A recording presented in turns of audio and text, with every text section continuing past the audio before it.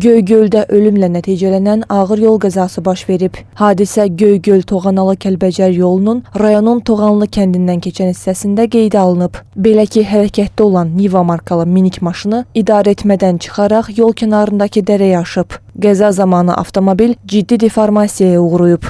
Hadisə yerinə dərhal Fövqəladə Hallar Nazirliyinin Gəncə Regional Mərkəzinin xüsusi xilasetmə hissəsinin xilasediciləri cəlb olunub. Avtomobildə sıxılmış vəziyyətdə qalan 1983-cü il təvəllüdlü Vəhəddin Kaplanovun meyiti çıxarılıb və aidiyyəti üzrə Məhkəmə Tibbi Ekspertiza və Patoloji Anatomiya Birliyinin Göygöl rayon şöbəsinə aparılıb.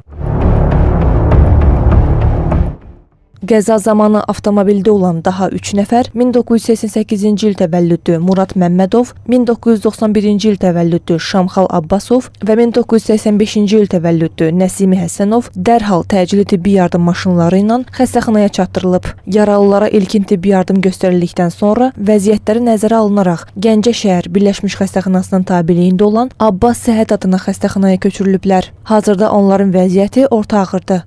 Hadisə yerinə polis əməkdaşları cəlb olunub. Faktla bağlı araşdırma aparılır.